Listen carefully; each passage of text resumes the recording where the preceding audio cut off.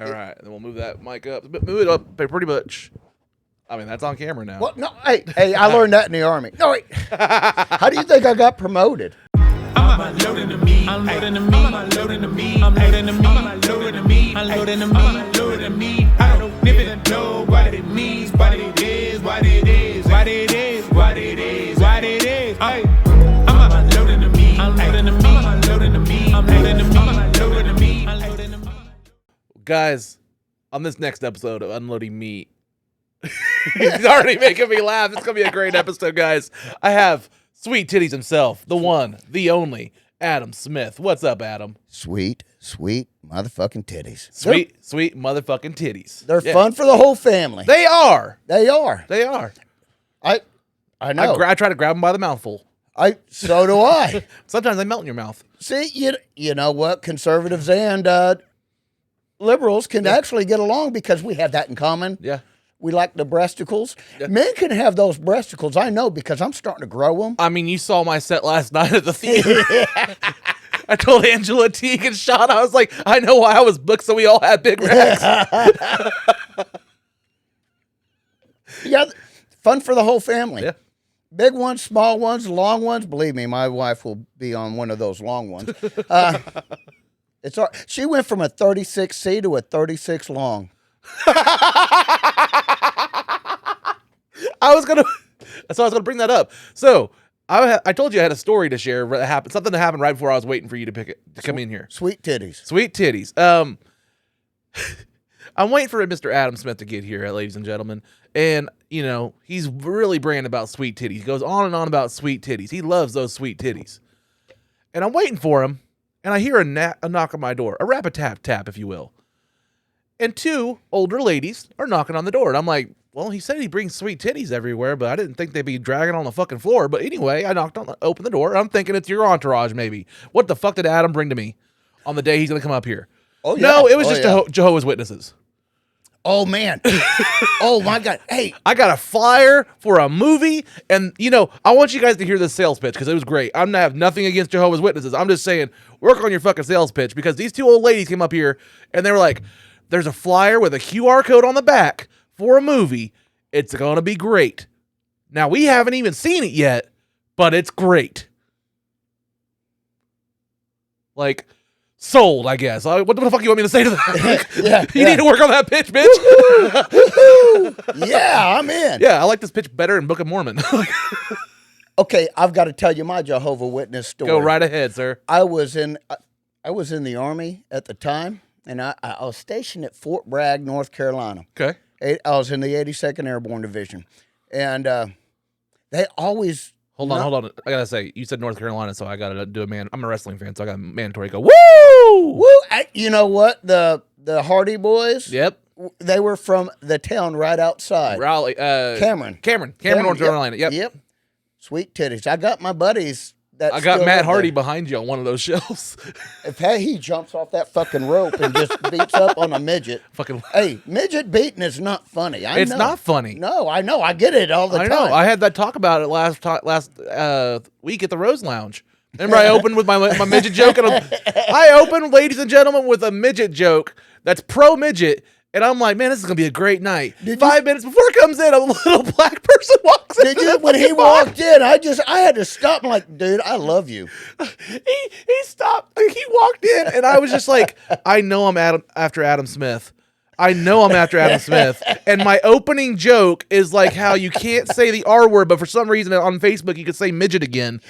And that's why I open, and he hops up on that little bar stool, and I'm like, oh, this is going to be good. I love it. You know, but the Jehovah Witness. Yeah. Oh, my God. This is so funny. They always knock on your door right when you're sitting down for supper. Yep.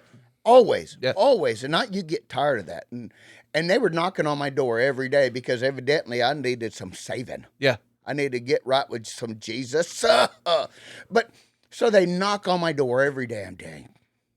Finally, I flipped. I answered the door butt naked. There was a rebel flag that I was holding over my shoulder drinking a beer. By the way, I just had that as a prop. But I went out and bought it. So as they were sitting there trying to talk to me, and I'm butt naked with a rebel flag drinking a beer, and I was like, how's that one going for you? And they're like, oh, we got to go. That was the last time I've ever gotten messed with Jehovah's Witness. They put my name on the no-fly list, I guess. So that was awesome. That's how you get rid of Jehovah's Witness. So I want to tell you that I also have a secret prop here in the set that I wasn't going to say it was designed for your appearance here, but now that you've brought it up, I have something hidden on this set that eventually during this show I'm going to go to. Sweet titties. And it's just for you, and I think it's going to be great. They can't even see it on the camera right now. Oh, are you talking about the Pez dispenser? Nope. Nope, because that's what Bill Cosby used. He put the roofies in the Pez dispenser, and that was for. At least they were cherry flavored. Jesus Christ! That was for his show that he had. I'll go ahead and get it real quick. Darndest things. You can go ahead. So I had trouble with my sets and my designs. You can see I have a lot of helmets. I have Power Ranger helmets. I have all these helmets, and one of them had a complication. Galaxy. Yeah, I'm glad you pointed that out because that was the one I had the most difficult time getting up there. Because if you notice on Star-Lord, there's no top. No. So how do you get that up there on a helmet mount? You put So I had a Trump mask in Star-Lord this entire time on the set. Oh, wow. So you have a friend. Well, hey, we stand in solidarity. Our hair looks the same. I look so funny on camera. And hey, he's orange. Tilt Star-Lord a little bit. Tilt the Star-Lord helmet. So, like face. He's orange. I mean, that's fucking great. That's fucking great. I want to tilt this to just.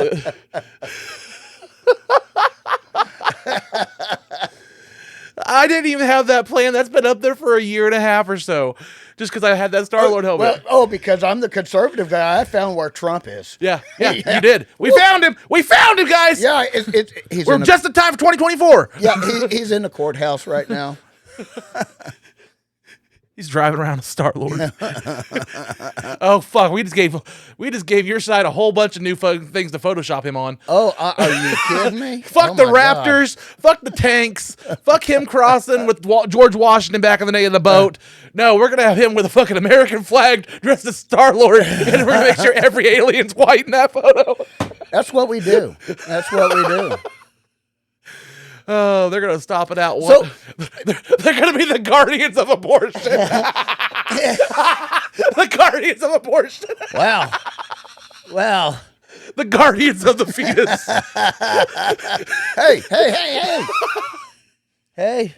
Okay, never mind. I don't know what I was fucking saying. Sorry, I just went off on a tangent. I'm so glad we got that recorded. Because I might be using that open mic tonight. Sweet titties. Where are you going tonight? Cellar, sweet. Yeah, they have it at 8, I think. So, yeah, JB gonna be there? Yeah, I think it's JB and Lacey. Yeah, I might go. I gotta get up at 4:00 tomorrow morning. Really? Yeah, I gotta. I'm in the trades. I'm a welder. Yeah. and a fitter, and So yeah. Oh yeah, I'll move it. So yeah, it's those long. It gets days. a little distracting sometimes when it's popping back and forth. Oh no, I actually like looking at myself. No, I don't. My wife doesn't like looking at me. One time I took off my pants and she's like, "Who are you gonna please with that?" And I said, "Me." That's why you go into like Patricia's and shit. You see about 9,000 sex toys for women. Yeah. We got a hand. Yeah. And we got the pocket pussy.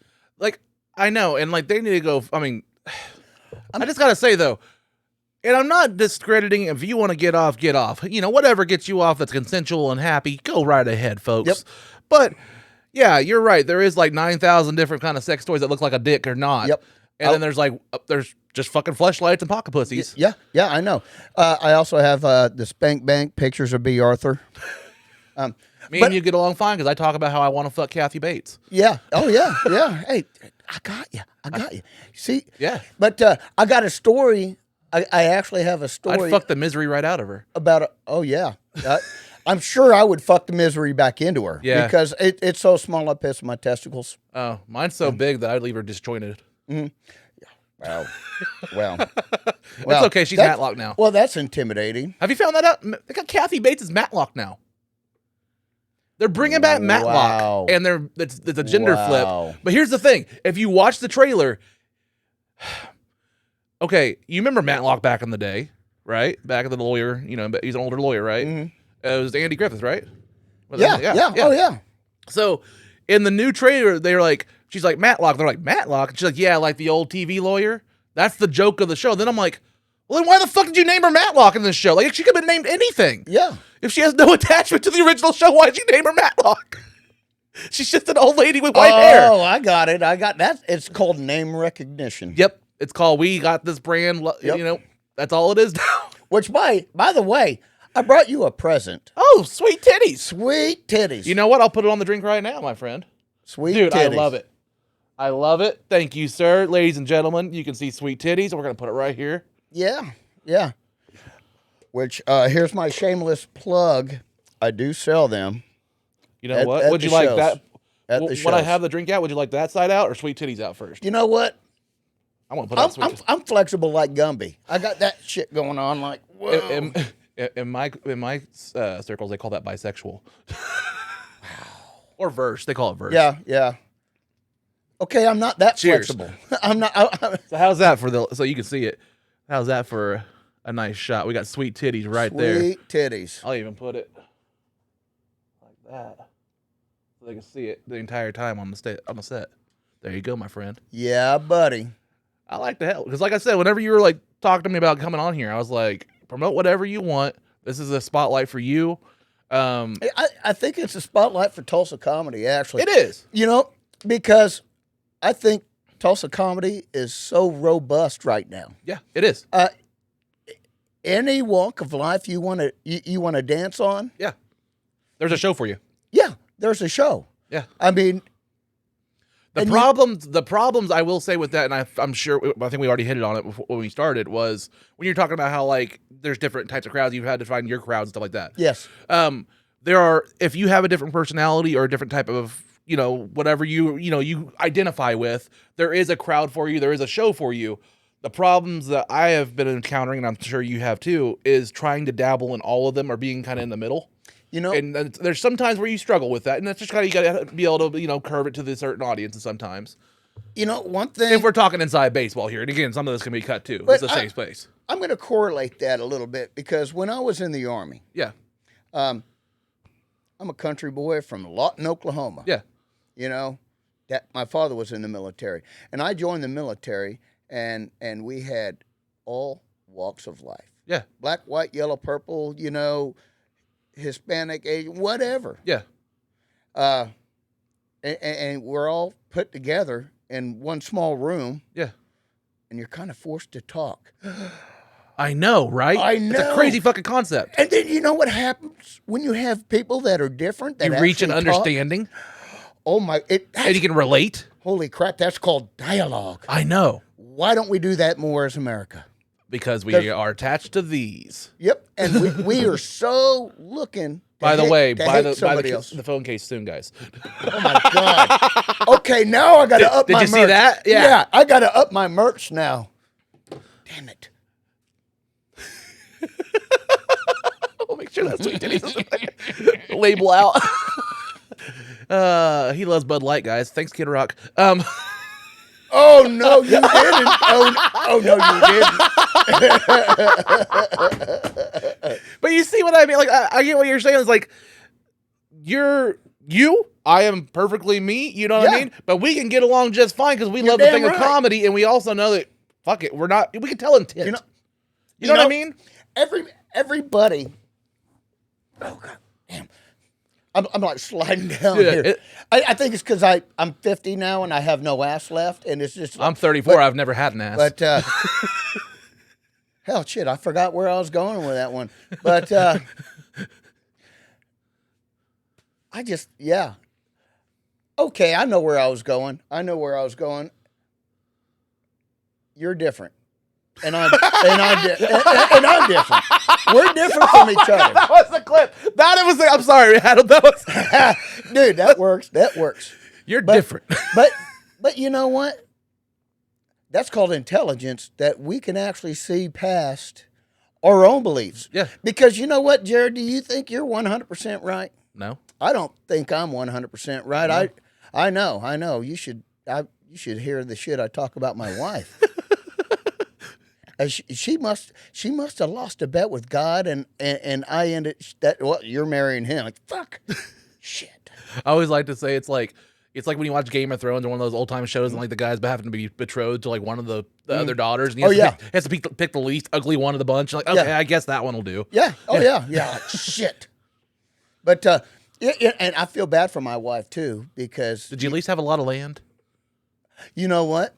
You did? Did I fucking nail it? You know what? I actually outranked her in the Army. Oh shit! I actually met her in the How Army. did I nail that? And I was an E7 in the Army, and she was an E6 at the time.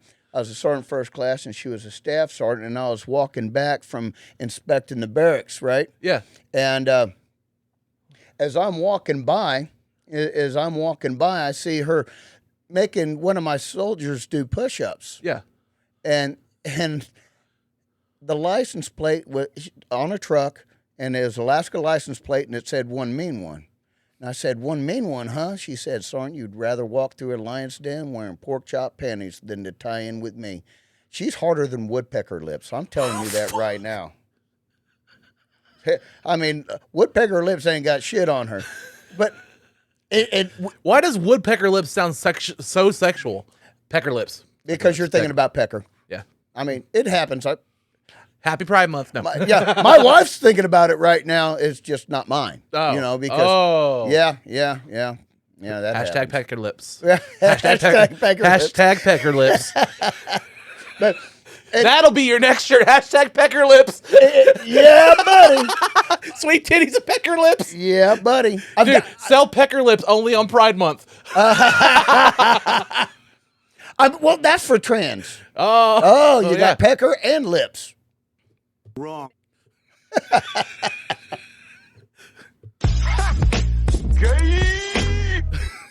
We have a soundboard. Wow, that's awesome. You want to know one of my favorite ones? What's that? I'm just gonna don't take a drink, but I'm about to go down to Taco Bell and give me a blast. it's the stupidest thing I've ever. Are you kidding? I've modeled my life after Hank Hill. I mean, I love that show. I've got to play into the stereotype. Damn it, Bobby, why didn't you stop before you hit the damn wall, you jackass? Ball. Exactly. I can do it a little bit. I was nervous about you coming here today because like I woke up this morning and I was already losing my voice because like I did 2 shows. I did a show Wednesday, 2 open mics. Did a mic Wednesday, 2 Thursday. Did my 10-minute show yesterday, and I've been drinking and hanging out afterwards ever since. And then I woke up this morning and I had like hardly any voice, and I was like, "Oh crap, I'm not gonna be able to do this fucking podcast." But yeah, I got enough. Yeah, so that's my attempt. Titties. That was my attempt to Hank Hill. Yeah. Oh man, we were talking about. Oh, yeah, sweet titties. I'm actually working on a couple other sayings, but I want to trademark them. Okay. I've got to get them. You know, I'm starting to try to. Yeah. Yeah, you got to get that done because evidently, as soon as I started coming up with, Yeah. some of my buddies, they started making shit, and I was like, Yep.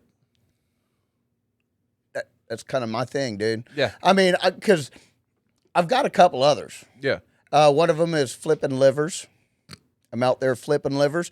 And you can give that to the heterosexual and the homosexual community. It don't matter. Livers need to be flipped every now and do. then. Yeah, I know. I've seen my liver. Well, no, because it was like picketing out in front, you know, when it was like, you got to stop fucking drinking. It's like, I'm going to kill you, motherfucker. I have one for you. What's that? Tapping gizzards. Tapping gizzards. I like that. Out there.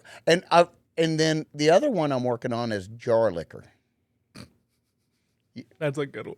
You know what I'm talking about, right? You can't cut the mustard. You better lick the jar. Yep. I have to be a jar liquor. Yeah. Oh, yeah, that's true. I thought I had pubic hair till I peed out of it. I mean, I grew up as a bowl licker. Yeah, you do push-ups with your tongue, and it's okay. It's okay. And I also chew on the leather donut. Oh shit! Really? Oh yeah, I'll get that wrinkle grommet. Rusty brown ring donut. Oh yeah, the balloon knot. Yeah. Yeah, the gut bumper. I can go all day. I was Yeah, in the but you got to Army. be careful because sometimes if you get too much pressure down there, you'll have some everlasting gobstoppers. You know, it's okay. And if those burst, you're in for a red treat. That reminded me of a funny story. My wife, We're talking about hemorrhoids, everybody.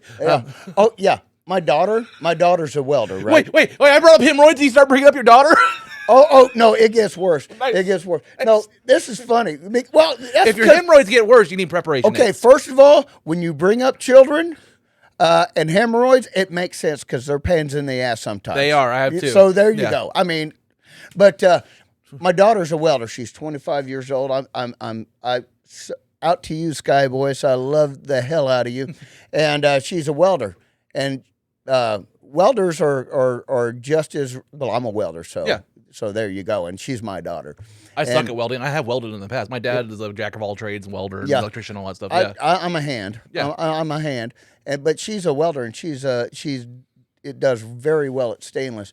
And she was sitting there saying, "Yeah, Dad, I was talking to some of the guys on the crew, and they were talking about dingleberries." I said, "Man, if I ever have dingleberries, when you're this old and you just don't want to reach around there that often, it's so many dingleberries. I fart. It sounds like wind chimes." That's so dark, just like your fucking shits.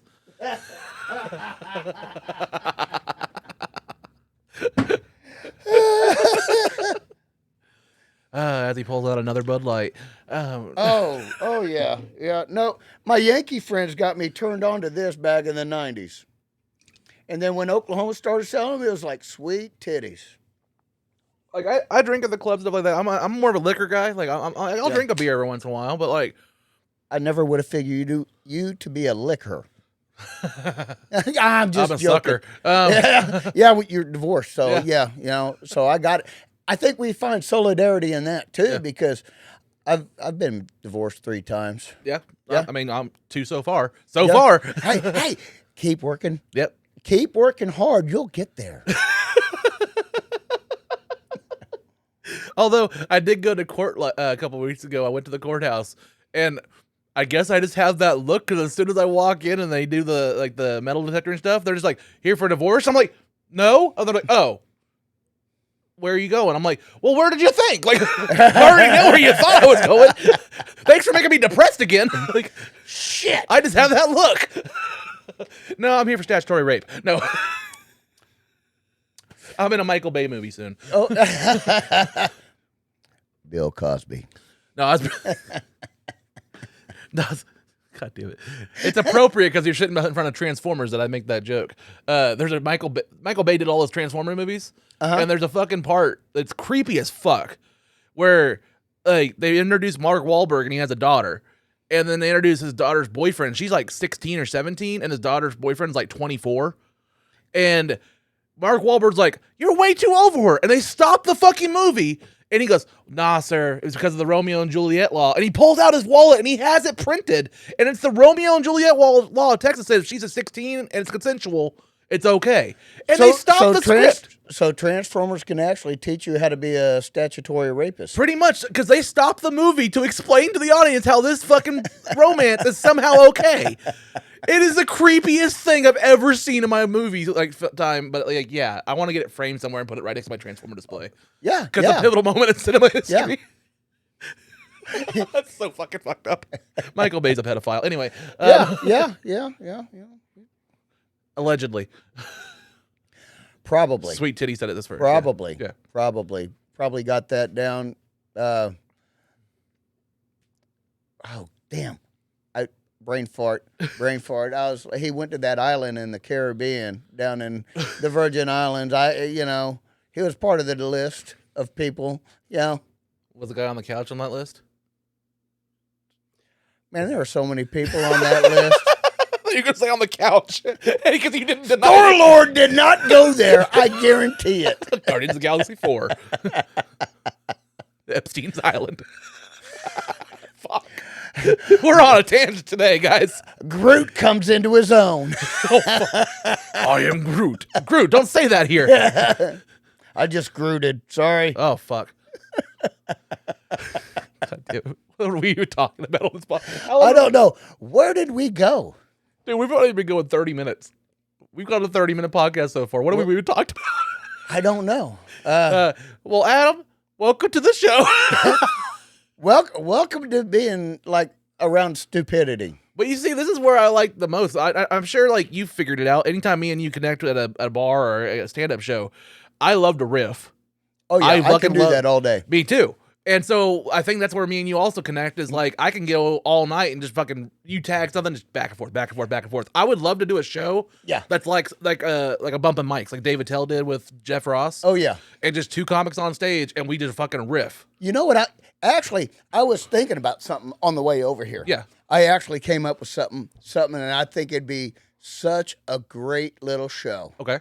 To put on, if we can get a lot of these comedians here in Tulsa, if we go down and do a float trip with somebody videoing the float trip of the comedians, we can get Isaiah. That had to be a pretty big inflatable for me, my friend. Oh, shit. I got you. I did a lot of boating and stuff like that when I was in the Army and shit. But if we can actually do a comedy float trip, every comedian, lesbian, heterosexual, males, females, everybody, and just we can riff while somebody records us, videos us. This would be ideal for that. It's a gimbal cam. And sweet titties. That would probably be working because they can do full steady cam the entire time down the way. Wouldn't that be awesome if we can get everyone to go? And obviously, I'm old, so I still write my comedy out on a spiral notebook. Yeah. So I'm still behind on my computer skills.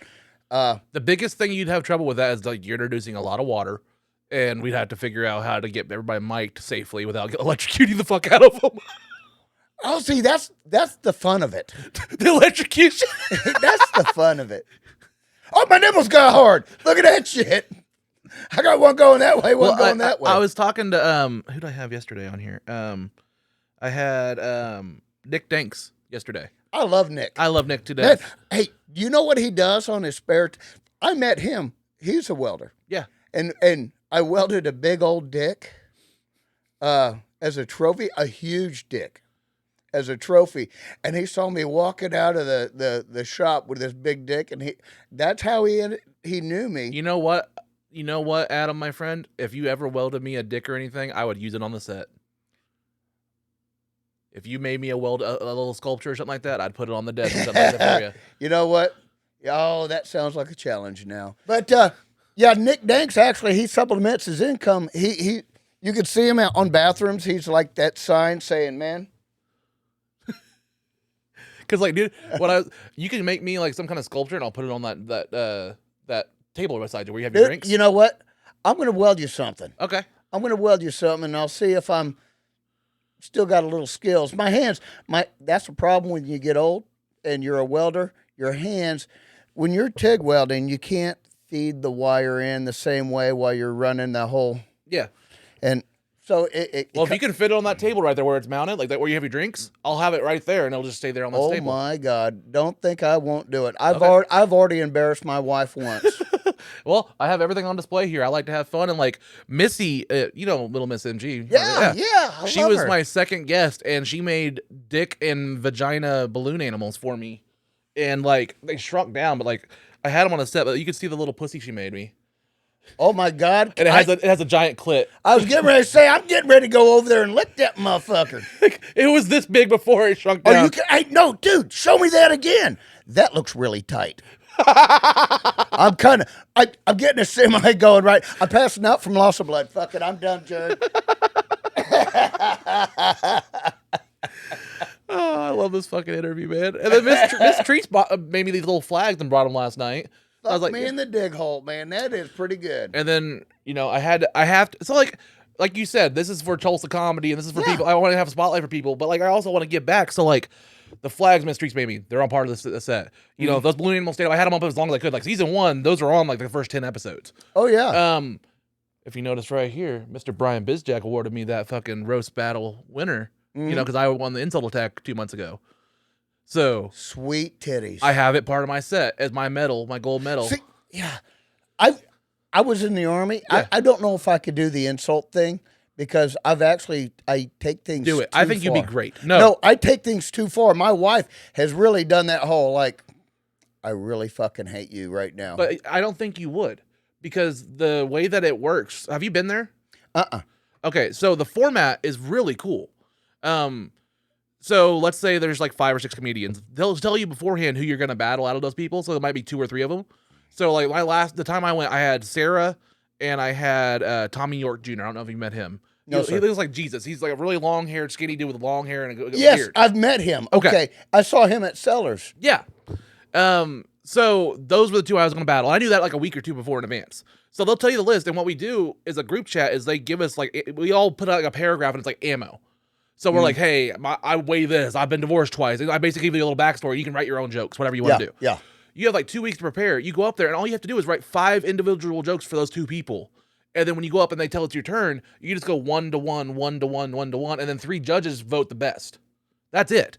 So you already have your 5 jokes. It's prepared. That's it. And you can riff in the middle and have fun. But like I don't think you go over the line, my friend. I think you just be fucking funny because I've told some horrible fucking jokes. Oh yeah, because I have a couple of those, and I believe that we should make fun of everybody. Yeah, because You know, who was your biggest comedy influence?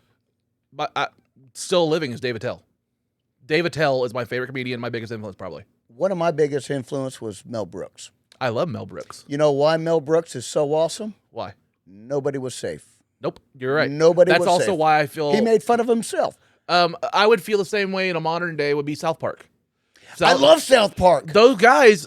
Nothing is sacred. No, there's no sacred nothing. cows. It is fucking how just go out for it. Yeah. And it's also very intelligent writing too. Yeah, Like it's well written shit. yeah. Yeah, I love South Park. I could feel the same way. Like I don't think there should be anything that's holier than thou.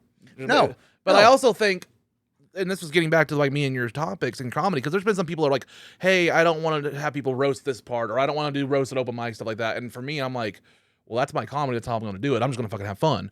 I think that all plays in wherever my entrance out Big Old Titties by Creed Fisher. Well, you saw what I came up to last night. I love that shit, dude. I came up to a song from Mulan from 1994. Oh, I love it. I love it. But I like having fun because like I tried that out at Sesh and stuff like that because in my mind I was going to do a show at the theater.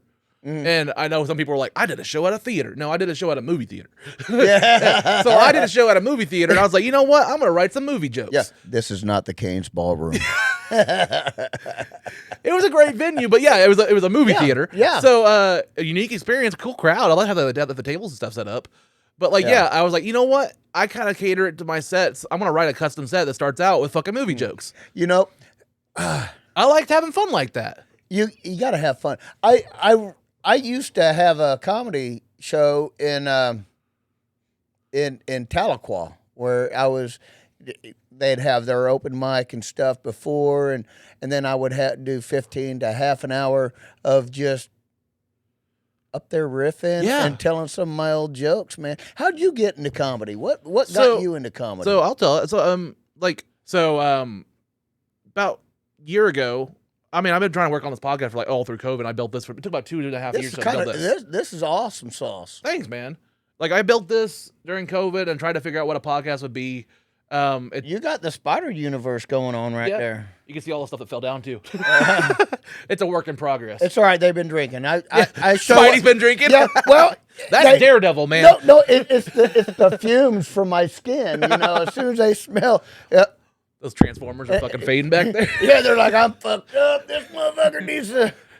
Just transform. Don't roll out. Don't transform and drive. Don't drink and transform and drive.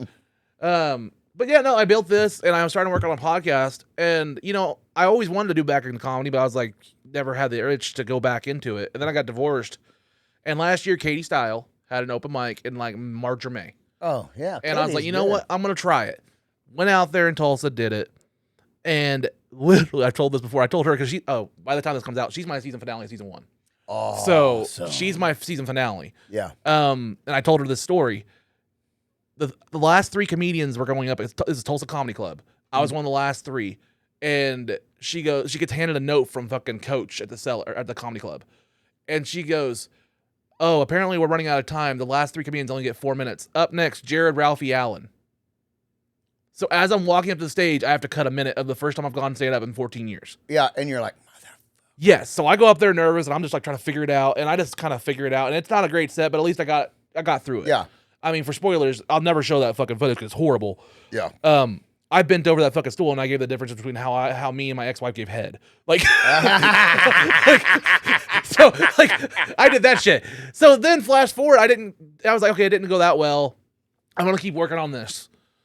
Then January of this year, Roscoe did one in Tulsa Comedy Club. And I recognized the name Roscoe. I'd heard the name Roscoe in town. I was like, okay, that's a name that's going to be doing one. I'm going to try to give it a shot. Went out there, did a good 5 minutes. I practiced it. I did a good 5 minutes. I know I was confident in that 5 minutes. Out of like the 20 people that were there, he goes, "Hey, if I call one of your 5 names, come see us after the show." And I was one of the 5 names. He pulled me aside and said, "Hey, you had really good shit tonight. We're going out to the Colony. Do you want to come hang out with us?" And I was like, "Yeah." Went out to the Colony in January, met Missy, met Nick, met pretty much everybody that was in Tulsa at the comedy around that time was at that fucking show. And I was scared. I didn't know anybody, so I was just smoking my weed sitting on the wall. Yeah. And Roscoe saw me, and he pulled me around and put his arm around me and pulled me into everybody. He goes, "Hey, this is Jared Ralphie Allen. He did a set tonight. Very funny." And he introduced me to one by one everybody in the bar like that. Oh, that's badass. I haven't had that. But well, come out with me and we're gonna do it. Sweet titties. I'll go. When? Figure it out. We're gonna figure it out tonight or something like that. Okay. Yeah. Well, I'm broke now, but we'll figure it out. I felt bad when you posted, like, I didn't get the invite but for the one last night. Yeah, I would have gone. I would have hung out with you guys. Well, I love you We were guys. hanging out at the front, and, like, we all got paid from the show, and we were getting ready to leave and stuff, and then they were like, "Hey, we're going over to CJ Maloney's." I'm like, "Okay, where's that?" And, like, "Oh, we'll send you the address." I was like, "Okay," so I got my car, and we just drove over there. I'm sorry, I didn't even. No, dude. I just want to hang out with you guys a little bit. And I got it. I live an hour away. Same here. Yeah. But there again, what are we doing now? You know what? I actually like him. Yeah, we're conversating. He's not a bad guy. We have a dialogue. It's called a lateral flow of information. Yeah. Oh my God. Yeah, it's crazy, right? Yeah, isn't it funny how that shit happens? We're gonna make a thumbnail of our 2 photos together, and it's gonna fucking explode YouTube. Oh, are you kidding me? Oh. All you need is a fishing lure on the edge of your hat. I actually have a hat. but why am I fucking nailing this? No. You got it. If they do that, they're going to put me on Fox News because every Republican, they have to watch Fox News. Yeah. If they don't watch Fox News, just like liberals, they have to watch CNN. And then we're going to take away your damn card. Hey, if you're full liberal, you know it's MSNBC. Yeah. You know what? Rachel Maddow's fucking lesbian haircut is amazing. and it's funny when you're like, well, I'm a libertarian. How about that shit? So you know what we watch? The Toon Network. Oh, I thought you were just going to say repeats of Little House on the Prairie. Hey, dude, I grew up on that shit. Laura Ingalls is hot. I know you grew up on that shit. Oh, I know. Mary was in the spank bank. You jerked off to pictures of her ankle. Fuck yeah. I always remember the Weird Al Amish Paradise video whenever they shows the Amish kids getting like an Amish porn mag. Living in and they flips paradise. It flips open and it's like a whole shot, like a centerfold shot, and it's just an Amish girl pulling up her dress to her knee. And that's it. It's just her ankle. They're like, You know what's funny? I forget his name, but the one that talks about the Amish strip bar that he went to. I don't remember who. There's actually one in Inola. Really? It's not. It's on Amish land, so we all call it the Amish Strip House. It's the gentleman's. I don't know. Well, I was telling it was either this will be my 4th or 5th podcast this week. So they're kind of blending together with who I've talked to, but I'll go back and watch them and I'll figure it out. And you told me Dakota. You talked to Dakota yesterday. Yeah. I had Dakota. It was either Dakota or Thunderwolf or Nick. One of those great guys. But I was telling a story about how I watched 2 Amish get into a fist fight once. And when I worked at this foundry in South Coffeyville, outside the door, there was like these houses that were being built. And there was like this Amish construction crew. And it was just 2 guys. It was an older guy and a younger guy. and they would be like dropped off early in the morning because I would get there like 6 a.m. Yeah. And they'd be dropped off early in the morning. They'd work all day, and then they'd be picked back up. And they were in the hand-done outfits and everything. The full beard, the hat.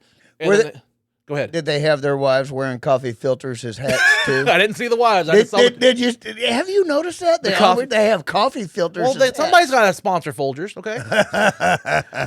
But no, like they were working on there, and they were doing like they wouldn't use power tools. They were building this house like a wood frame, and they were doing only with hand tools and stuff. And so I'd watch them day to day. And then I looked out one day, and I saw them get into an argument. And I was watching, and like you would see them, and they would just like start pushing each other, and they'd push. And then they started squaring off, and the older gentleman went up with a full like this, like had it up like that, and kicked his ass in about 30 seconds. He beat the shit out of this little guy. Just pop, pop, knocked him down. Dust settled. He swiped himself off, reached a hand down. He picked him up. They kind of had a couple words, and they went back to work. And that's how men do it, isn't it? That's actually how I was raised. Isn't that how a lot of men do? That's how I was. Yeah, absolutely. I was raised that way. Yeah. You don't like somebody, and that's what I did a lot of traveling. I did a lot of traveling as a welder, and we've had a lot of and there again, you have every walk of life doing that. Yeah. And it's like, we'll meet outside. Hello, motherfucker. What's up, motherfuckers? But we'd meet outside the gate. Yeah. As soon as we get off the damn property of the refinery or the whatever we're working at, we're throwing down. Yeah. But you know what? Right after that, we go drink a beer. Yep. The tension, like sometimes it has to happen. I had a good buddy. I actually had a really good buddy that I met because he was cheating on me with my old lady. Shit! Spoiler alert, guys. Yeah, he was he was cheating on. I mean, my wife was cheating on me with him. Yeah, and so it wasn't his fault. Yeah, it's the power of the pussy. It's like you're a Star Wars guy. Yeah. Have you ever noticed a vagina is like the Force? You got the power of the pussy, which is like a tractor beam. Yeah. And it's not the Death Star. It's the Death Star. Because you look at it, you can either swipe it or insert the chip card. I know. Not a tractor beam, it's the smell. Yeah, every time I've got with a woman, my bank account gets smaller. So, yeah. It's like the Death Star was made by Sunkiss or Starkiss. So, yeah, but yeah. Bumblebee tuna. I came back from a deployment. I'd been gone. You just stopped and said, I came. You just were like, I came. I was like, oh, okay. Happy Pride Month. Well, I do that every now and then. The older I get, the less I'm worried about premature ejaculation. Remember when you were 18 and, the doctor would always, do you have a problem with premature ejaculation? Hell no, I'm a goddamn man. Yeah. When you're 50, you have a problem with premature ejaculation? Hell no. I'm bad at cardio now. I just have a problem with over-mature piss still leaking out. Oh, that's funny as shit. Bank that. Where the hell did we get this? I asked you how you got into comedy. I got into comedy, because I'm a smart ass. I go to the Ice House in Inola. Inola is one of those towns that has one bar and 35 churches. That's the way I grew up in Dewey.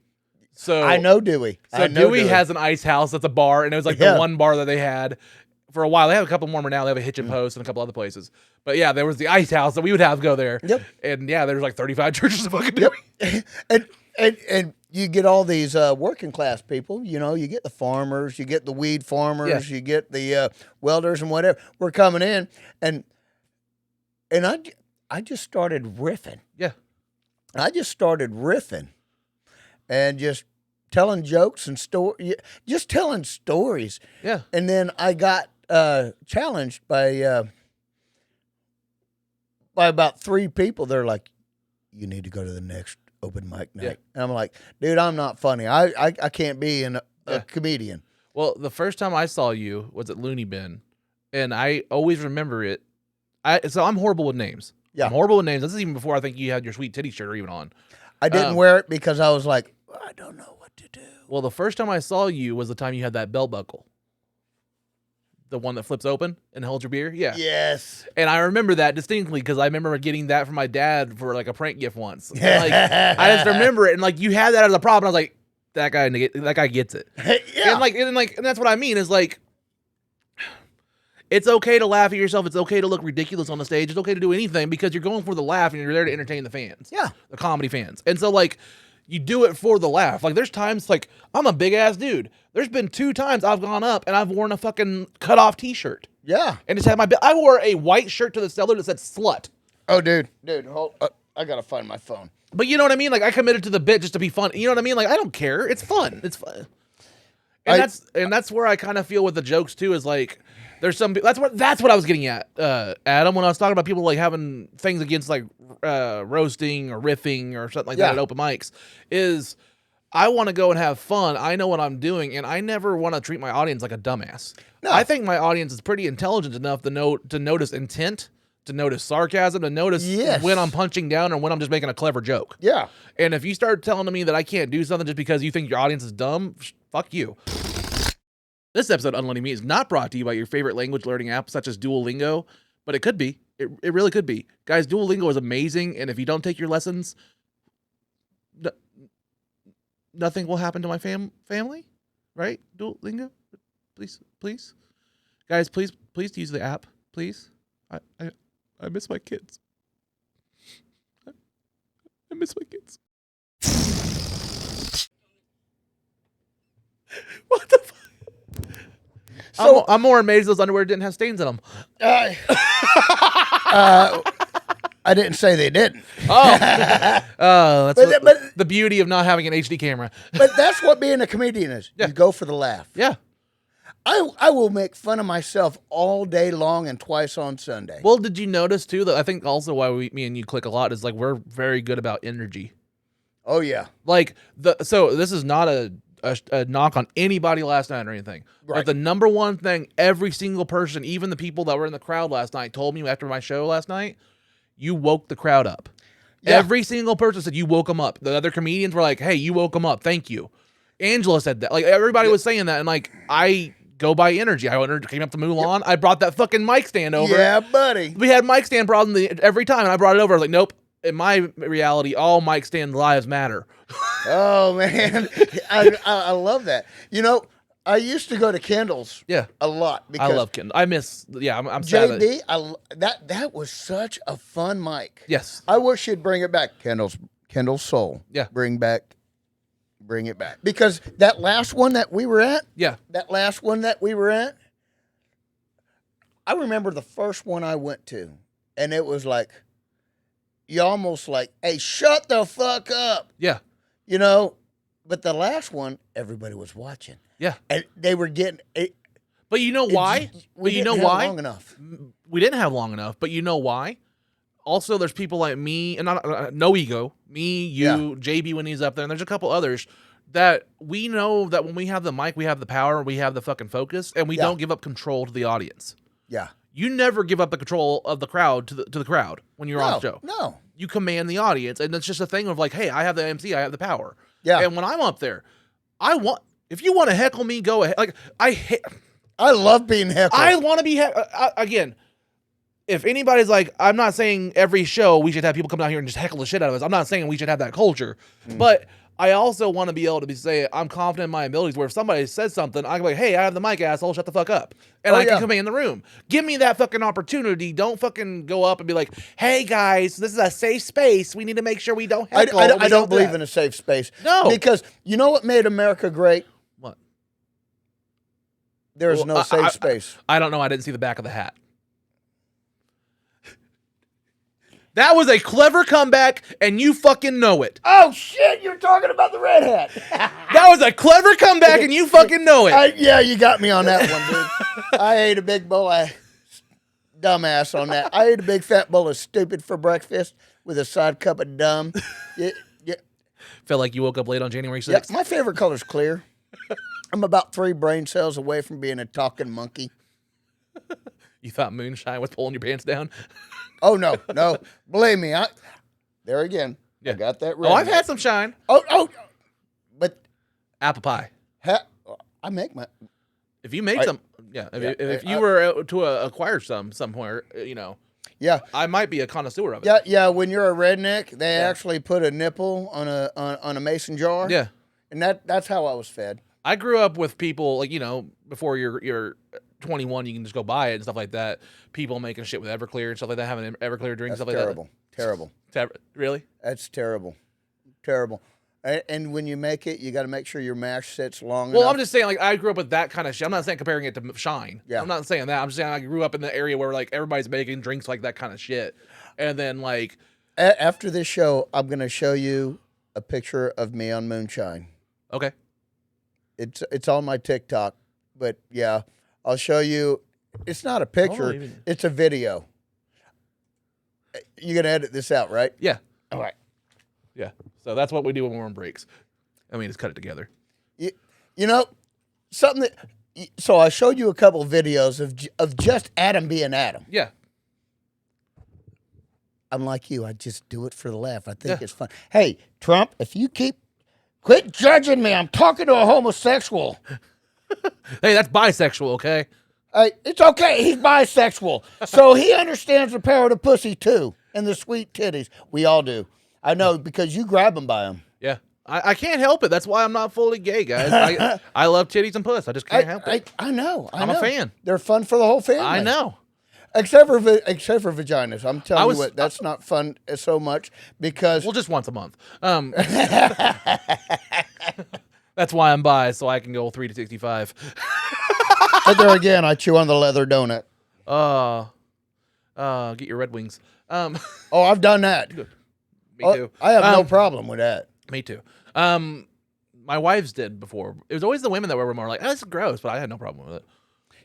It's funny that back when I was dating, and they're like, well, I'm bleeding. You got 2 more holes. Only one makes you pregnant, so we're good with that. Just saying. No, you know what you do? You know what you do? What's... You go to your guy friends the next day, and you go, hey, guys. I'm so good, I made that bitch bleed. That's how big my... Well, see... It's fucking horrible. And they're all like, yeah, I do too, once a week. It's when they don't... It's when you make them not bleed. That's when you got to worry. That's when you get a kid. But yeah, I know. And then your wallet bleeds. Yeah. You got to... It's like... This man knows. Oh, I know. I have a son in college, and I have a daughter pregnant. And you have a lot more in your balls. I have a lot of balls. I got more balls than brains. Well, I know. You have a golf shirt on, or golf hat on. See? Yeah. This happens. Yeah. This is me. Yeah. Again, I want to have a show where we can riff like this. I think that'd be funny for the crowd of like to me and you go up there and just like riff. Yeah. And in fact, that's what everybody has said. I need to take a recorder. Yeah. Just a tape recorder, because I'll go into the bar and then all of a sudden it's like, that's where I come up with a lot of my comedy. Yeah. And bars are actually where beer is a brain fuel. It is. It is. I don't know the science about that, but okay. Well, no, it's true. I mean, you got to look at it, because Benjamin Franklin once said that beer is proof that God wants us to be happy, that God loves us and wants us to be happy. And then it actually stemmed from the Middle Ages, and these monks, a sign from God, that they made beer because the water was tainted most of the time. So they made beer to save the human race. So beer saves the human race. And I know it's brain food, because in a bar, the bar is the only place I've seen this. When you have a 52-year-old man that lives with his mom, pays his bar bill with his mom's credit card, giving advice to a young person over $500,000. So obviously it works. Yeah, that's true. I mean, and that happens in bars all the time. Yeah. How many times have you seen shit like that? I've seen a lot of shit at the bar like that. That's just Oklahoma. No. Yeah, we get really smart as soon as we get 2 beers in. Just like with my stunt double for a stick figure ass and I'm so short I have to cuff my underwear ass. Yeah, man. Well, it's like we were talking earlier about like what got us into comedy, right? And then I talked about karaoke earlier. Karaoke honestly got me into comedy again because before COVID and stuff like that, I love to do karaoke with my ex-wife. Hell yeah. And we get drunk and go to the local bar down the street, and we do karaoke on the weekends. And that's where I developed a lot of my stage presence and a lot of my just comfortable with a mic and stuff like that again was just doing karaoke songs. And while you're waiting for it to load, I'm riffing with the crowd, just having fun, joking around, keeping people up. And you have a good fun time. And that's why I also want to talk to you. Like I told you, like that'd be fucking, see the similarities between karaoke and comedy a lot. Yeah. And like even last Thursday, not this Thursday, but the one before that, I went over to Open Container for the first time Preston was doing it. Sweet titties. And Misty Von B and Lynn Kay and them were there. And they were like, hey, we want to do something afterwards. Let's go to karaoke. So we went to the fucking bar. I think it was like alumni bar or something like that. And did karaoke that night afterwards. And I was like, this is a good thing to do after stand-up because we're all wired after our sets. We're all hyped up because we had a good set. I don't want this to end. Yeah. And my wife don't understand that. Because she's older than I am. Yeah. And I don't want to go home. Yeah. I'm thinking if we did like an hour of comedy and then the encore is karaoke, that would be a fucking cool show. Man, that would be a badass show, dude. I think doing that would be fun, and then I think a riff thing would be fun. Yeah. I just need the venues to say yes. Yeah. I got my presence. I act because I was a drill sergeant in the Army. Believe it or not, I was actually a mean sumbitch. And I was a jump master instructor. I used to teach jump masters in the Army. And so I've been... I thought jump master is what we call NBA players. I really want a good joke on that one, and I can't think of one. That one will get you canceled? Man, you know what? I told you, I'm afraid of getting canceled because I had the blackface my first 3 hours of life. Fuck. Were you stillborn or something? No, I was born black. What? The umbilical cord was wrapped around my neck. Oh, no, the struggle's real. The struggle's real because I experienced racism in my 3 hours of being black. Yeah, because my dad is like, he had just come home, like 6 months, been gone. Yeah. Been in Korea. He comes home and he sees this black child getting born. And he's like, oh, you want to talk about an awkward moment? And then my mom's like, we don't match. And it's like, well, it fucked me up so bad I became a comedian. Yep, there's your trauma. Yep. All of us have it. We all have it. That's our origin story. You know, my trauma, where the real trauma stems from, knowing that I was black, but I got the white dick back. It's terrible. I wanted the black dick. I have native dick. Yeah. You've heard my native dick. I have native dick, ladies and gentlemen. It means after I fuck you, I take you to Sonic's. Or the quick trip. Yeah.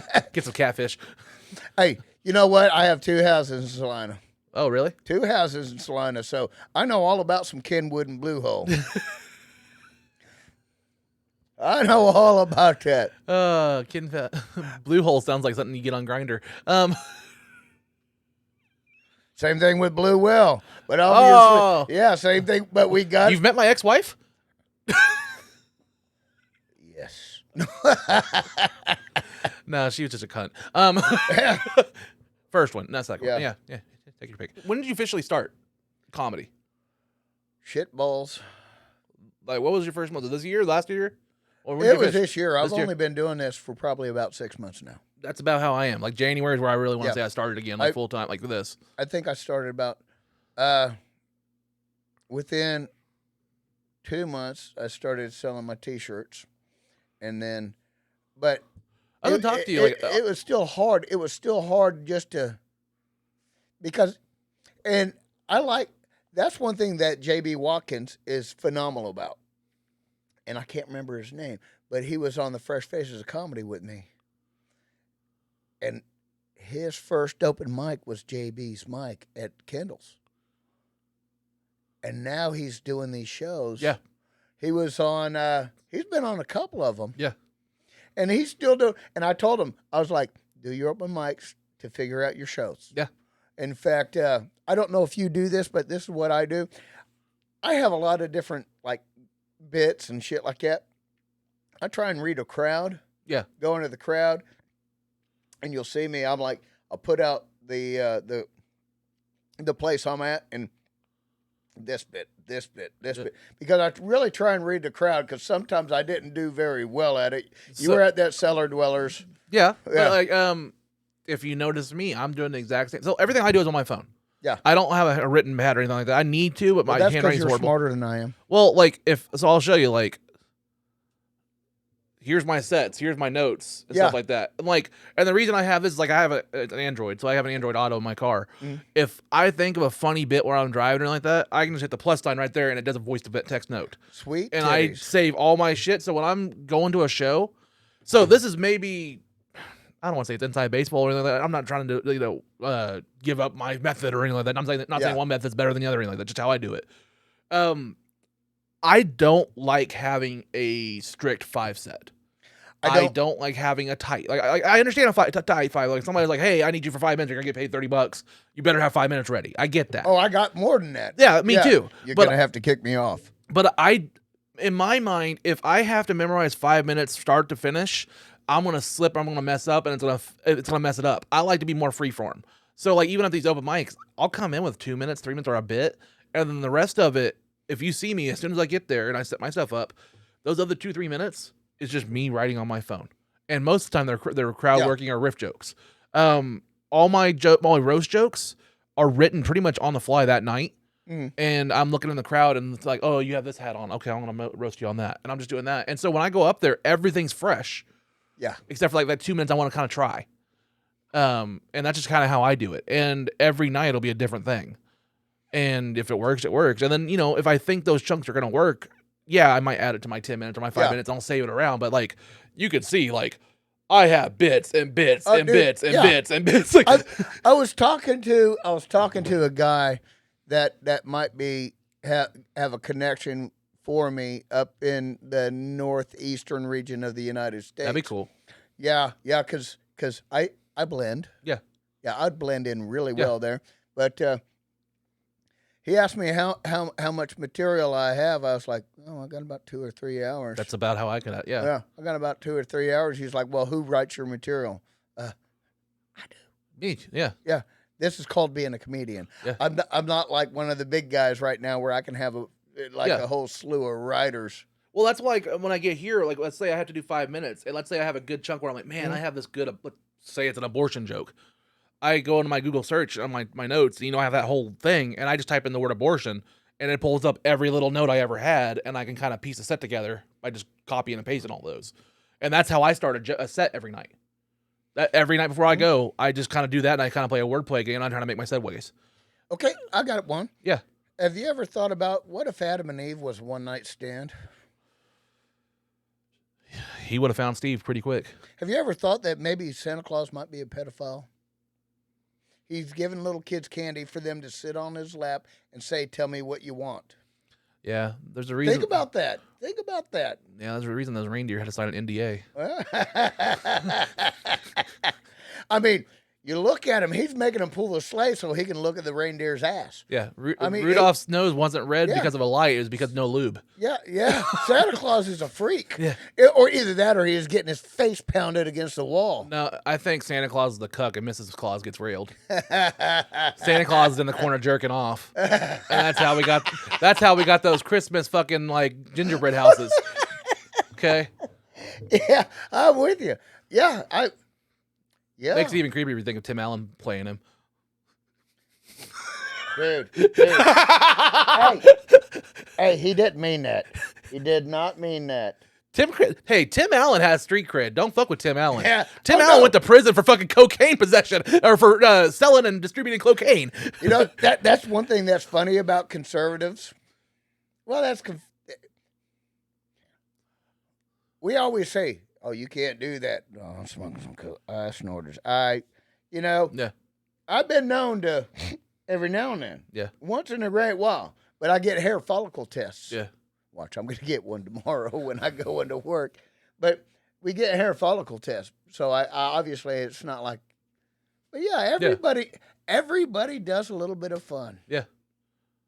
I just think you just stay, just in general from me, just stay out of my thing as long as it's consensual and it's not hurting anybody. Just stay the fuck out of it. I have my life. Let me live my life. I love I'll sit on my front porch in the morning, drinking my coffee, listening to bullfrogs.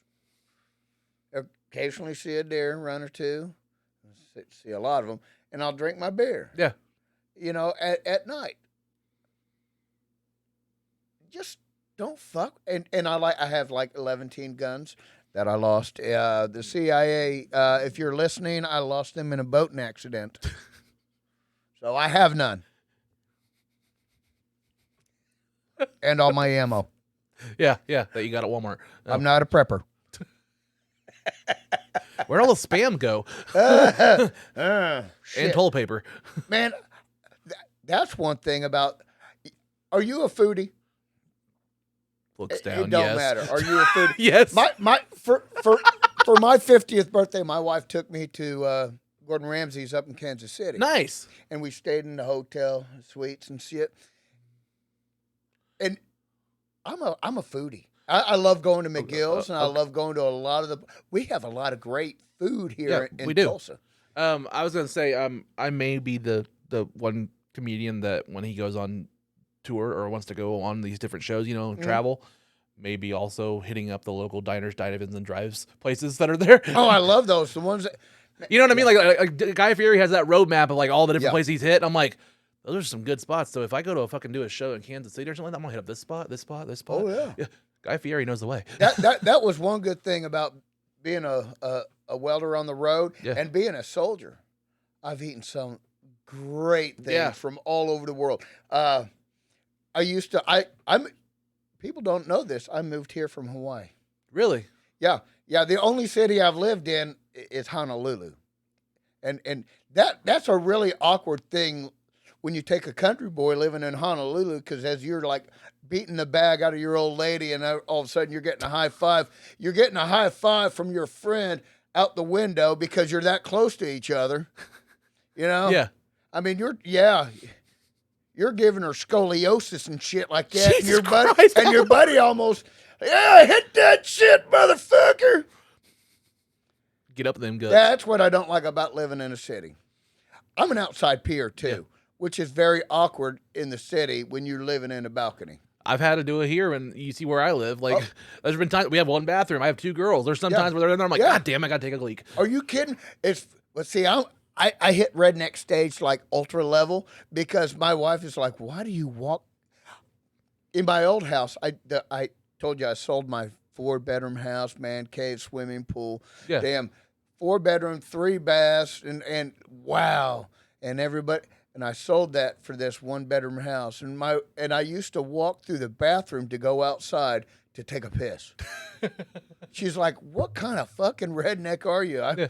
Sorry, I was in the Army for 23 years as an infantry guy. It's just not a priority. Yeah, I don't. It's like, is that what soap is? So it's like they merged Discovery Plus with HBO Max, and now it's just called Max, and it has all the Discovery shows. Found out they have all the original seasons of American Chopper on there. Oh, sweet. So I've been rewatching them. I like watching them lose it on each other. Yeah, but I think too, you can obviously tell with my fucking design and stuff. I'm very into design and colors and stuff like that too. Yeah. And logos. So I always loved. That's looking back on it now with a fresh set of lens. 10, 12 years later, I can look at it back and I'm like, man, I just really love the design and stuff. Like I get into that kind of shit. And I've been watching it from season 1 to I'm on season 2 now. Yeah. And that company blew up so fast. Yeah. OCC did. And between season 1 and season 2, they just tripled their fucking building size. Yeah.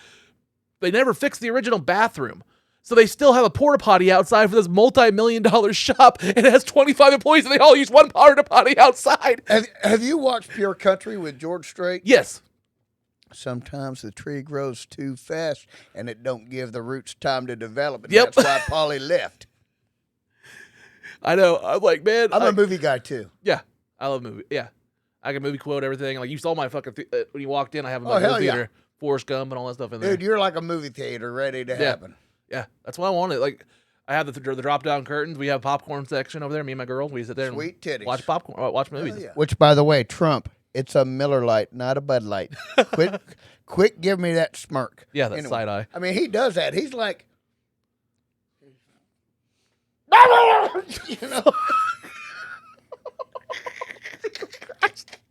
That's the fastest Trump's ever moved.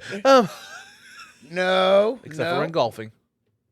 No, he's moved faster because he's had to dodge all kinds of indictments and impeachments.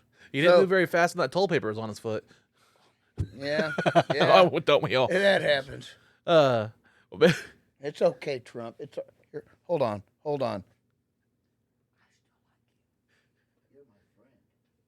Well, we know Trump's not flat, so we got to fix that. Yeah. Yeah. That's one thing. Trump's never flat. Dude, this looks like a cross between Michael Myers. yeah, Michael Myers. So you got like your right side and your left side, and it's like going crazy. It's like a blending. It's a blending. Wrong. Which, by the way, I got a question. Yeah.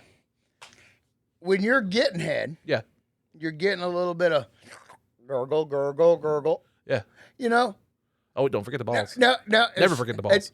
As soon as, because I'm a man and I do this, and I'm wondering if everybody does this other than just me. As soon as you hear him like gagging and coughing, what do? Do you grab that head and fucking just? I mean, it's like, oh no, because that's romantic. that's love. That's Yeah. love. I mean, exactly. Now, I will say, there are some people that gets them turned on even further as far as not only the recipient, but the giver. So there's some people that get turned on by actually giving, and like that choking stuff like that gets them off even more. So it could be a consensual thing where, I'll tell you what, in a relationship, you do not want to use their hair to clean your shit off with. No. I think I've done that once or twice.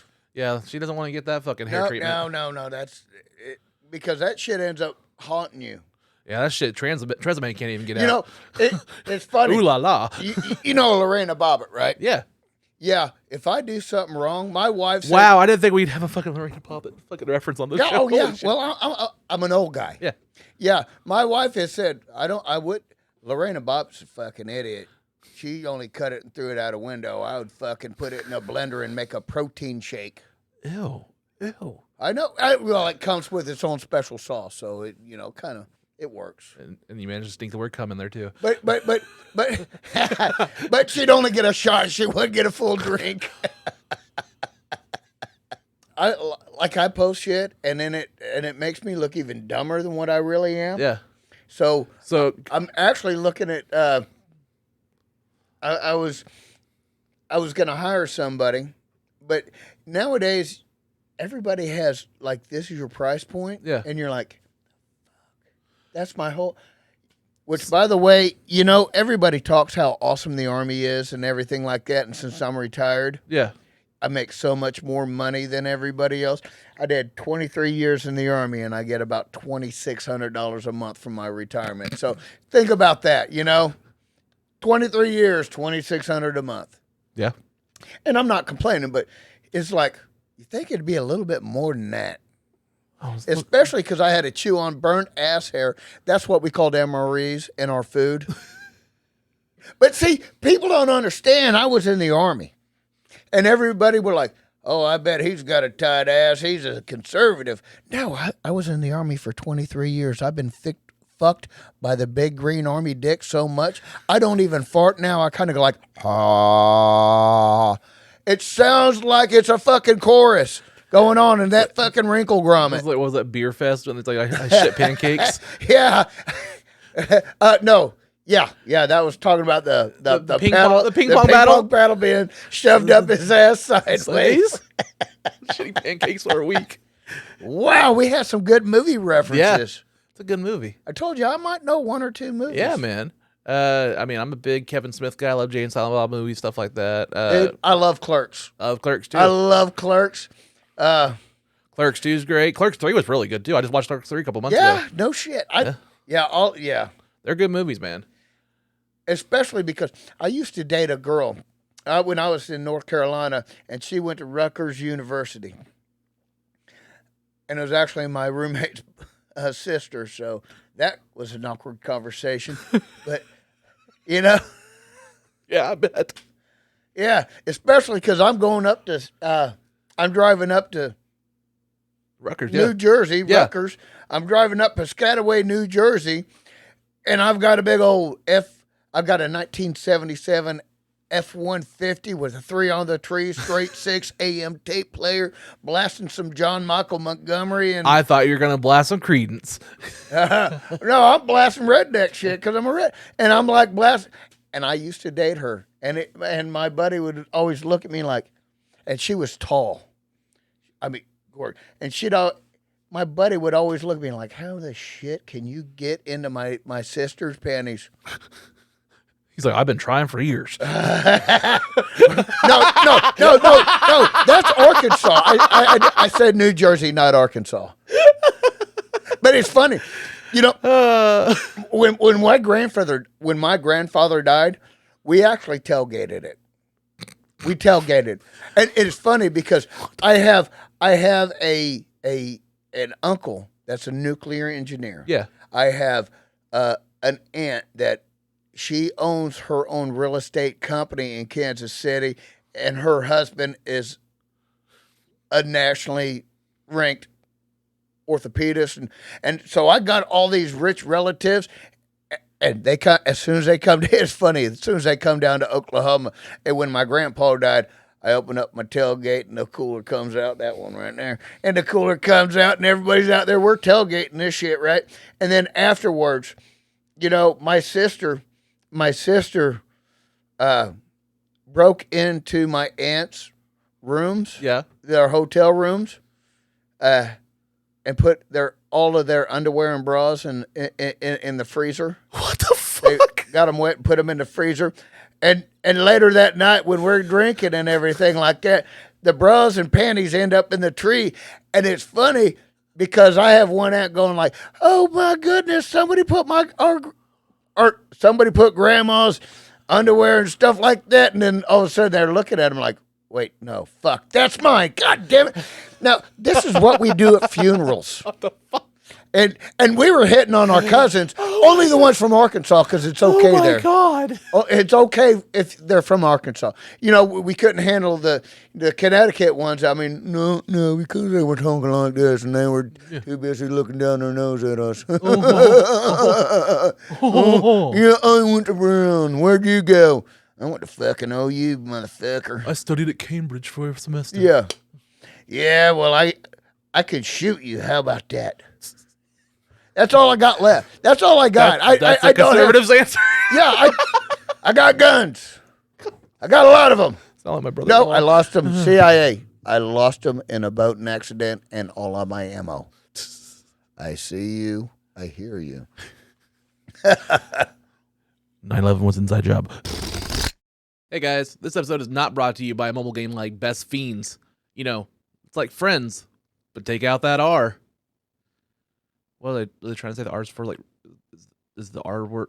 Is it an R word? Can we say R word? Can we hint at the word? Take out the R. Oh, Fiends, Friends. That's fucking retarded. Let me tell you about my ex-wife. Okay. I'll tell you about my ex-wife. Right after a month and a week after my son was born, I was deployed to the invasion of Iraq. And I was in Iraq. And, of course, that was before we slept literally on the ground and whatever we took over that night. And Mel had not caught up and everything like that. And finally, about 4 months into me being over there, my wife sends me a picture of her. Yeah. And she had not lost any of the baby fat, so I sent it back. And I gave her a counseling statement with a PT plan on it. There again, I was going for the joke. It did. You ever do shit that you think is funny? That in your head you think it's funny and it don't end up as funny? When I got back, it was right at Christmas, right? And I said, honey, I love you. I saved a lot of money. What do you want for Christmas? She says, I want something that makes me look sexy. I bought her a treadmill. And but it was a really good one. It was a really good one. And she kind of wanted one. She had been talking about, but when you buy that, and it's like, she's like, really? I said, something make me look sexy. You got me a treadmill. I said, I was going to get a 30-pack of beer but for me. That's why I always say, like, if you can't afford the Plan B, the morning after pill, or anything like that, just make sure even your 1-story house has a small staircase. Well, there again, I keep telling you that a lot of my formative years, I was the 80s. Yeah. I'm from the early 70s was when I was born. So I spent a lot of my high school years and stuff like that. So my idea of safe sex is not giving your real name. I've been Jared Ralphie Allen for the last fucking 3 months. I'm glad somebody's getting all those STDs now for me. I'm telling you. There's nothing wrong with that. So if you end up with like a lot of kids knocking on your door, blame J.B. Watkins. Why are all these kids coming to my door named after Alan Jackson songs? God damn it, he did it to me, that motherfucker. It's 5 o'clock somewhere. Quit judging me, motherfucker.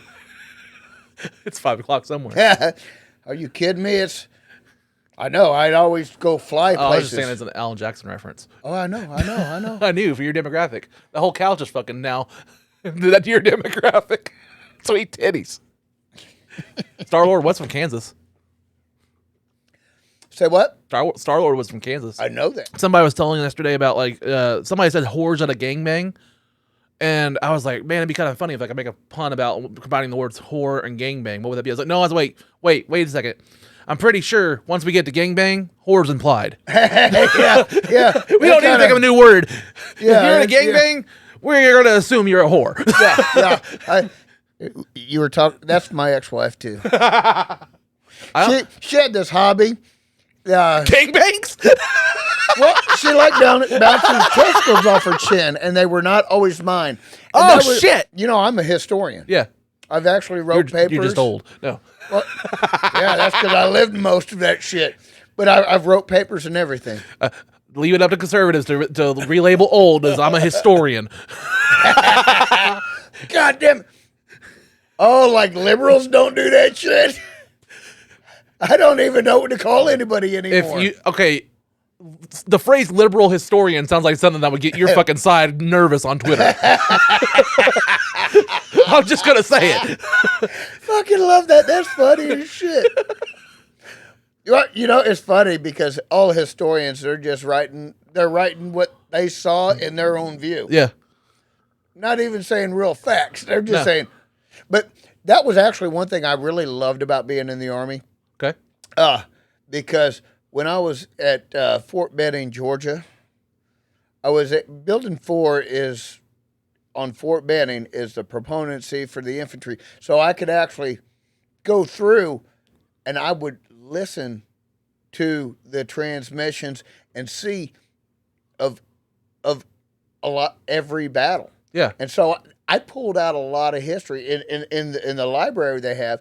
They archived a lot of the American battles. Yeah. They have like from every war. Yeah. And I love that part about that shit. That's actually how I learned how to fight a little bit. Like cow pens, battlefield deception, and everything like that down in I learned to fight from the Amish. For that one guy I told you about. Hey, at least it wasn't Jessica Lynch. Oh, happy 4th of July. She learned how to fight like this, like, ah! Oh, God, it hurts. Oh. Fuck. She threw her weapon and took it in the ass in a heartbeat. God damn it. But she got a Bronze Star out of it and a Purple Heart. Hey, I've always said, I'm not an ageist or anything like that. I seriously think that, older people and us gay butt bandits have something in common. We all use lube. Yeah. Are you kidding? I told you, when I was younger, I used to do my butt flexes just so I could have that nice ass. Now I do my butt flexes just so I don't shit myself. True. Yeah. Like Kegels. You would not believe it. When I was in the Army, I was actually 205 pounds and I was about 8% body fat. Damn. You would not believe it because you and only 9% racist. No. Oh. You said 9? 13. You fucking suck. Kick that shit. No, I'm just joking. 23. It's 23. Are you kidding me? Man, that's what I loved about the Army. I wish everybody could serve in the military because they force everybody to be together. Your 23andMe doesn't fork enough.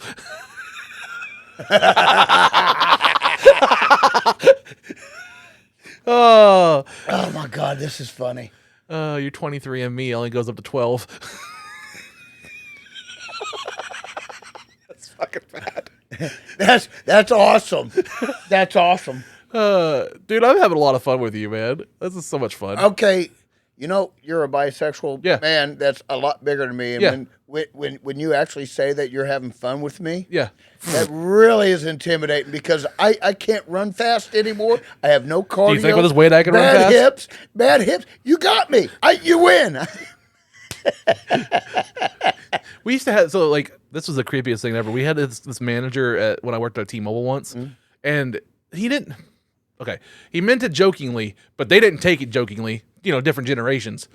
He was this big former military guy, and he would go up to the skinny employees, like the men, and he'd be like, "Hey, just letting you know, if I wanted to, I'd rape the shit out of he just goes, if I wanted to, you couldn't stop me," and he'd just walk off. That was the entire conversation. Are you kidding? To another employee. He's the manager to the fucking sales employees. He's like, if I wanted to, you couldn't Nothing stop you me. can do about it. And just walked off. Oh, you know what? That's funny because we would get our welders helpers in and shit like that, and they just come in, they get right out of school, and then you're sitting there, and I'm gonna rape the fuck out of you tonight, and they're like, "What the fuck?" And you're having fun. Yeah, you're just joking, which, hey, that's chloroform on them. Shh, trade secret. Welcome to UnloadingMeat After Hours, where we show you how to. Oh, you want to go further? Damn it, he did it to me. Where we at? I mean, we've been fucking.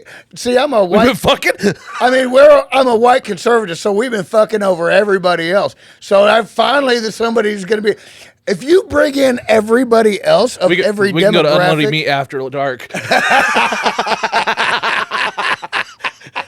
Hey guys, welcome to UnloadingMeat After Dark. Hey, we're gonna fuck a white conservative heterosexual. Hey guys, on today's show, it's funny. Isn't that crazy? The dramatic difference. Yeah. Oh yeah. Like look even on the screen. Like if I go back to that, I can't even fucking see. You want to hear something funny? That's different. Look at that. That's kind of badass. That's kind of cool. Badass. If you had a stripper pole right here, I might do that. Get some red. You know, it's funny. I have a daughter. I told you my 25-year-old daughter. Now it's Pride Month for you. And she's Native American. That's actually kind of cool looking. That is fucking cool. I might start fucking around with these. Dude, that might be your fucking. That actually looks like the police are here. That one's a yellow light, and then orange. That's not bad. It's not bad. But yeah, we'll go back to the regular. So my my daughter. It helps with editing. My daughter's a Native American, and I adopted her. Okay. I love her. She's an intelligent woman. She reads and writes. Did you pick her up at the Sonics? No, Salina at the Blue Hole. Okay. I mean, that's what we do. White people will go and we'll try and we try and grab somebody and make them ours, but no, actually, take them on a trail. She actually had a bad childhood, and she was actually looking for a safe place. Fucking horrible. And yeah. I just said you take them on a trail. They only cry a little bit. I always said that I should have a shirt because I'm out now and just call it the Trail of Queers.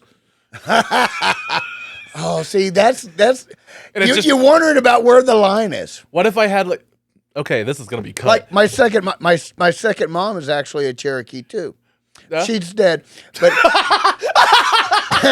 just the way you tossed that out was so great. She's dead. But yeah, every time and they're my second sisters, and because when you're a military family, her and my mom were best friends. When I called him my first dad, my second dad. My first dad was my dad. My second dad was a guy named Al. Yeah.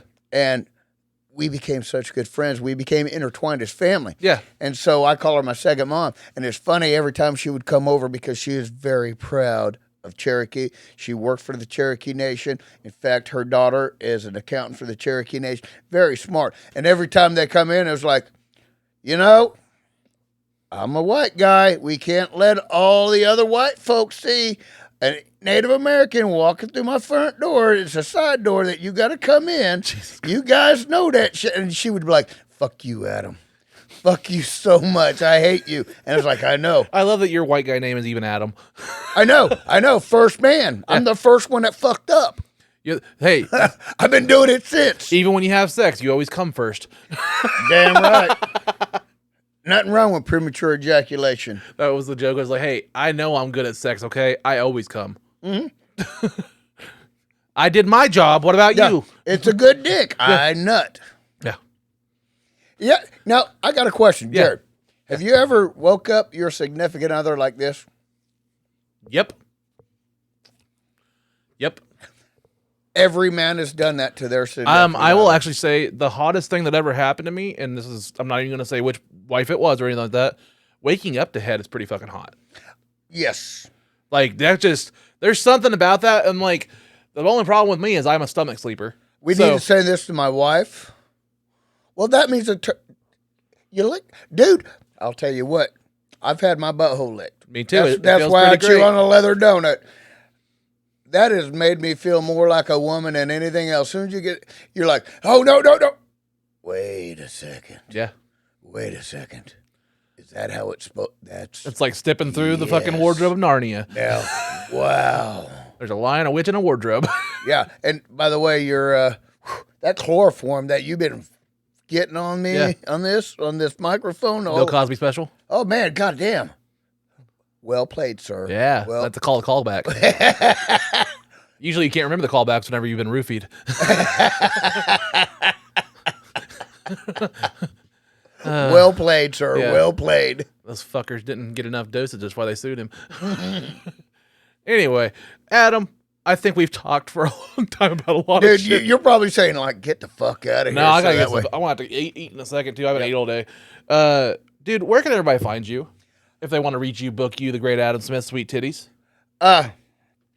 You've got my phone number now. I got to. So if people, but I'm on Adam Smith. I'm not saying I have your phone. I'm saying the viewers. But I'm on Adam Smith Stand Up. I'm on Adam Smith Stand Up on TikTok. I don't know, but I'm going to be in the comedy scene. These other comedians, I want to ingratiate myself into the comedy scene of Tulsa. Dude, you're doing a good job. You're already, so you weren't booked last night at the Go show, but you showed up and you supported and everything like that. Are you kidding me? You guys are awesome. Well, thank you, man. But also I also think I live my life with this and everything like this built. My idea was I don't have an ego about it, but I'm going to build it up enough to where I'm going to be ready for an opportunity. And that's kind of how I am, right? Yeah. With Trump included. Last night, we had microphone stand issues. Guess who held up Isaiah's mic? And guess who's in every single photo that Isaiah posts on the internet? A guy in fucking camo and a camo welding hat with a Sweet Titty shirt on. And a Sweet Titty shirt that even Angela referenced at the show as you just sitting front row. So what I'm getting at is you're always ready and you're always promoting yourself even if you're not booked. You're aware of the situations. Without any ego, I'm not trying to name drop Josh Wolf or anything like that, but like I got Josh Wolf in here and I was able to produce an episode for him and his son. That was only because his guy that opened for him, Maverick, was looking around for podcast studios and he talked to Zach Amon. Zach Amon's like, Jared has the best podcast studio in Tulsa. Sweet titties. And because of that, I got Josh Wolf because I was ready and I had this built and I knew what I had, you know what I mean? And I've been trying to get my name out there. So like, I don't like to say, yes, there is a lot of things that's going to be luck. There's going to be times in life that luck happens. But I also think if you fucking put in the work, you can build your own fucking luck because you're going to be ready for the opportunity. Yep. And and that's where I think I click with you a lot because I see you putting in the work with the merch and everything like that. And every time I've seen you, honestly, Adam, 100% since the first time I saw you at the fucking loony bin with the fucking beer belt buckle, you've gotten better every time. I appreciate that. And that's just being honest. I appreciate that. But like, I see you trying to be in the cliques, or like not cliques, but I see you trying to like go to these shows and try to be intertwined with people and trying to get your I want to support them because I would like them to support me. Yeah. Even if they don't think I'm funny, even if they don't like my political views or whatever. Comedy is not politics. Comedy is laughing. Yes. Comedy is laughing. You know, it's funny. Everybody always thinks I have such, my next door neighbor, one of my closest friends. Yeah. She's gay. You know, the Ice House. Yeah. The Ice House is owned by 2 gay women. Yeah. And it doesn't matter. No. Your life is your life. If you're a good motherfucker, you're a good motherfucker. Yeah. If you're a piece of shit, you're a piece of shit. And that's the way I'm not the most religious person. I have my own things that happen with me. I believe in God. Yeah. I'm a very bad Christian. Well, I can what I call respect everybody's wishes and respect their own beliefs, even if I'm not. I have my own hang up with the church. I mean, I was at sexual assault when I was younger, in the church was kind of intertwined. So like, I have my own thing with that. But what I was getting at is, I have no qualms with that. I just think it's great that me and you can kind of find a place to have a discussion, a discourse, and we could be friends and have completely different viewpoints. And that's why I kind of want this episode out for that. Yeah, like, I think that'd be great because Jared. I love you. I love you too, man. In a strictly platonic, non-threatening way, but especially during Pride Month. Yeah, I know. Shit, but I really, I was in the Army for 23 years. Yeah, and I spent a lot of time in combat, and I've done a lot of bad, icky poo stuff. Yeah, man. From now on, I just want to make people laugh. I want to live my life. Yeah. And I want other people to enjoy their life. That's the way I am. Any way I can do that shit. If I got to make myself look like a jackass, I will use my penis as a pogo stick while I wear a pink thong with frills and lace if it meant fucking everybody else getting fucking along. You want to see me pull my dick out? No, I'm good. No, here. What the fuck? You ever do that to people while they're sitting down? You like do that right there and like... This episode of Unloading Meat is not brought to you by your favorite mobile banking app such as Cash App. Man, I love using Cash App, especially when I'm doing things other than buying drugs. Cash App. I've had a lot of people that have been in the scene longer than me or you be like, you need to have so-and-so on because they've been here longer. You need to have so-and-so longer. They've been here for 6 years. Don't have so-and-so on. They've only been here for like 2 months. You need to prioritize these older guys. That's why I'm not a union welder. But that's what I look at is I go by effort. I go by who's fucking with me, who wants to fuck with me and be nice to me, and who's actually putting the effort to actually better themselves.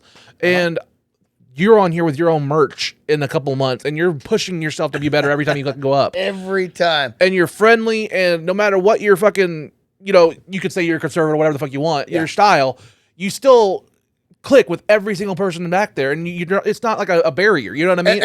Everybody's a person. Yeah, everybody's a person. And so I would fuck with you, and I would rather have you on the set than somebody that's been here for 15 years in the comedy scene and has done absolutely nothing with it. Fucking sweet titties. You get what I mean? Hell yeah.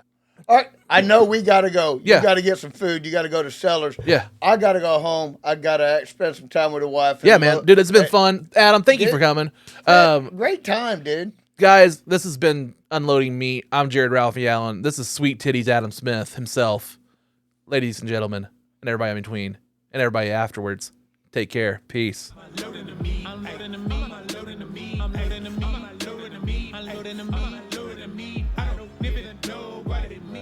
Jared, when you say that, that'll be in the main shot, and not in the mouth. I don't want a shot to the tonsils. I'm trying to cut back. I tried it once. I learned something. Is this on the show? Yeah. Oh, okay. I learned something. My best friend, him and I, we met in the Army, but we came up with sayings like that. It's not gay until the third time. First time, you're experimenting. Second time, you're confirming. Third time, you're just gay. Yeah, that's true.